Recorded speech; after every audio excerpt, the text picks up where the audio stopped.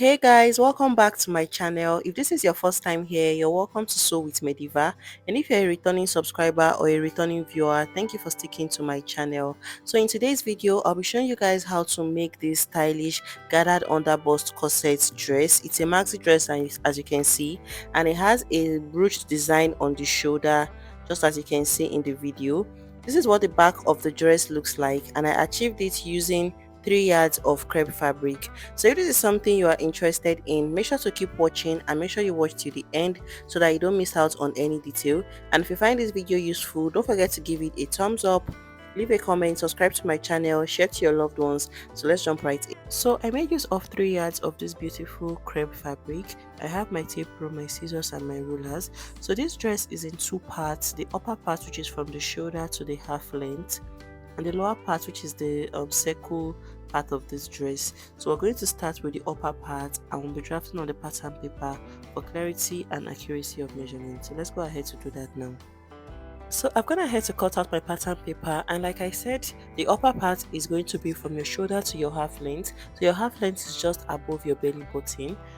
So the paper is not in a fold of 2. I'll be folding my fabric into 2 when cutting. So I'm going ahead to mark the starting line, which is going to serve as the shoulder line. So the length of this upper part is going to be from my shoulder to my half length, which is 16 inches, and I'll add 1 extra inch to it for joining allowance to make 17. So go ahead to mark yours and extend the line this way. So I'll come back to this shoulder line now to mark the remaining vertical measurements I'll be needing for this dress. So the first one I'm going to take is from my shoulder to my nipple point, my bust point, which is 10.5 inches. And the next measurement is from my shoulder to my under bust, which is 13.5 inches.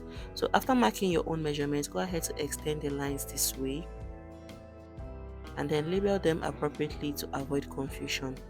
So I'll come over to now to the center front. On the shoulder line, I'll mark my shoulder measurements divided by 2. So my shoulder measurement is 16 inches, divided by 2 is 8 inches. I'll go ahead to mark it out, and then I'll come down by 1 inch for the shoulder slope. After doing all of that, I'll take the neckline measurement. So for now, I'll be marking just the wideness of the neckline. So I worked with 3.5 inches. You can do 4 inches if you want. So I'll go ahead to connect the neck width to the 1 inch for shoulder slope.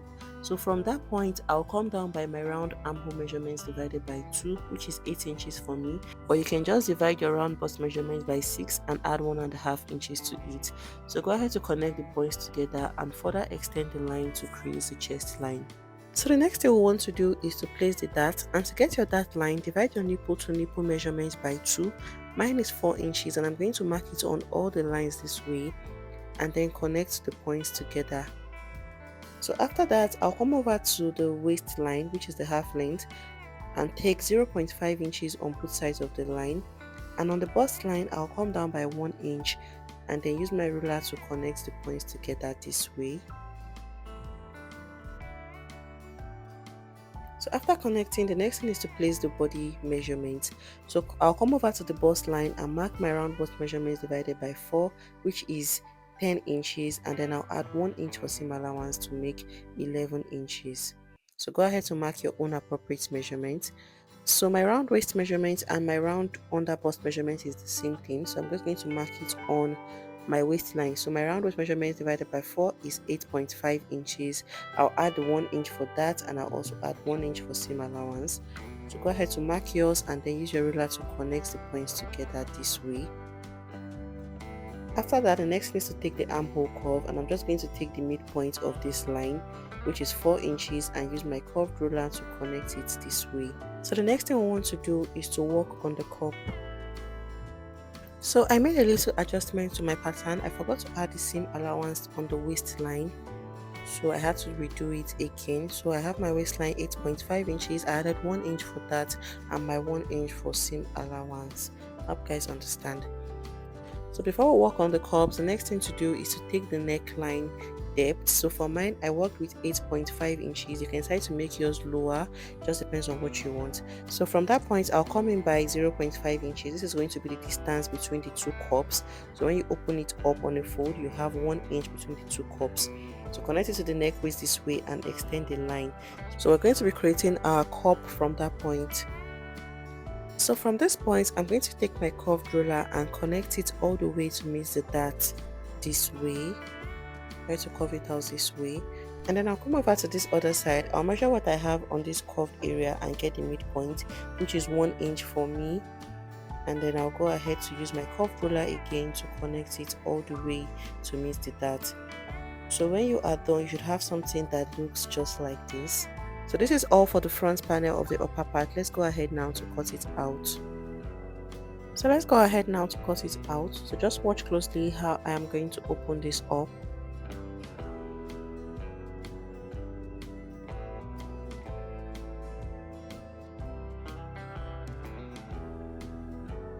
So I'll go ahead to separate the cup from the lower part. So when cutting this part on your fabric, you can decide to just fold up the darts this way and cut it out, or you can just open it up and join the pieces together this way. So we're going to be using the slash and spread method on the cup pattern to create that gathered effect. So I'll set the lower part aside. So on this shoulder area, I'm going to take the midpoint. Get the midpoint of the line. Mine is about 2.5 inches. So from that shoulder area, I'm going to connect it all the way down and then use my scissors to cut it open this way. I'm going to cut it open this way. So after that, I'll place this pattern now on another pattern paper to cut out the one I'll be using. So I'm going to be placing the cutout pattern on another pattern paper this way. So the gap you have between the two patterns is going to determine how much gathers you're going to have on your cup. So I'll just use my pin to hold it down on the new pattern this way. So after pinning down, I went ahead to measure what I have on the shoulder now, and I have about 10.5 inches. So you can decide to make yours wider depending on what you want, but for this was very okay for me. So that's like ×2 of what I have on the shoulder before. So I'll just go ahead now to trace it out this way.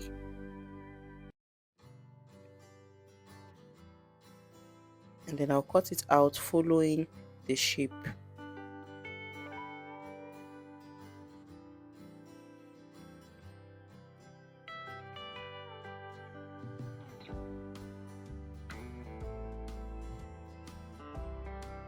So after cutting out, I'll remove the pieces from the main pattern now.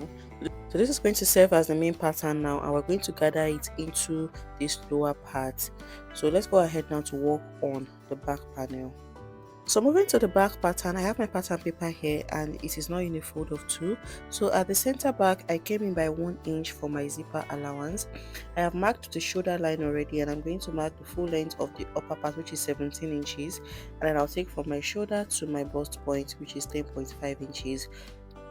Those are the only vertical measurements you'll be needing for the back, and I'll just extend the lines this way. So go ahead to label the lines appropriately. So after that, I'll come over to the shoulder line. From the zipper allowance mark, I'm going to take my shoulder measurements divided by 2, which is 8 inches. I'll come down from that point by 1 inch for the shoulder slope. And from that 1 inch mark, I'll go ahead to place my round armhole measurements divided by 2, which is 8 inches for me. You can as well divide your round bust measurement by 6 and add 1.5 inches to get the measurement. So further extend the line this way to create the chest line. The next thing is to mark the neck width. Just like the front, I'm going to be using 3.5 inches for the back, and then I'll connect it this way to create the shoulder. So the next thing to do is to place the dart. So I'm going to be using the same 4 inches I used on the front panel. I'll mark 4 inches on all the lines. I'll also extend this chest line all the way down and also mark 4 inches on it. After marking the nipple to nipple measurements divided by 2, connect the points together with your ruler this way. After that, I'll come over to this waistline and take 0.5 inches on both sides of the line, and then I'll use my ruler to connect it all the way to meet the chest line. So the next thing is to place the round body measurement. On the bust line, I'll place my round bust measurements divided by 4. I'll add half an inch for that and 1 inch for seam allowance. And on the waistline, I'll place my round waist measurement divided by 4. I'll add the 1 inch for that and 1 inch for seam allowance. So go ahead to mark your own appropriate measurement and connect the points together this way. So after that, I'll take the midpoint of this line and then just go ahead to create the armhole curve. So the back is going to be in the form of a yoke as well. So I'm going to connect from the neck width all the way to the chest line, forming a V-shaped neckline. And this upper part is going to be the yoke. Let's go ahead to cut this out. So let's go ahead now to cut this out.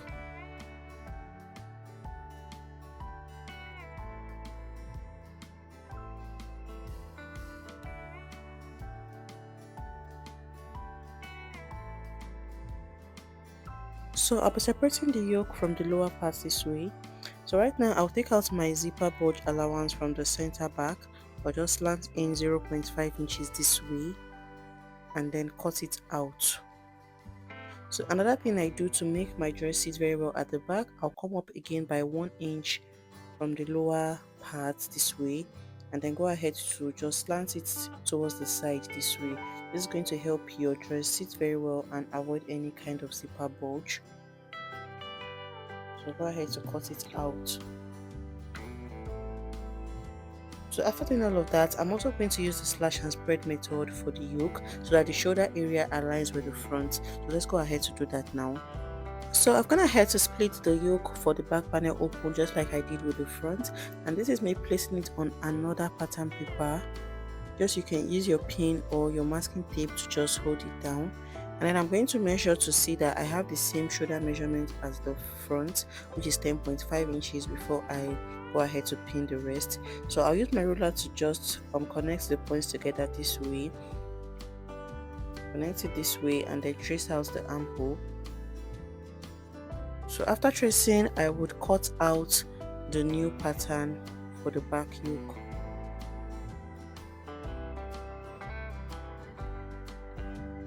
So after cutting out, this is what we have. This is what it looks like. So this is going to fit into this back panel by making small gathers. So I'll open up the dart for the back. You can just fold it up before you cut on your fabric this way.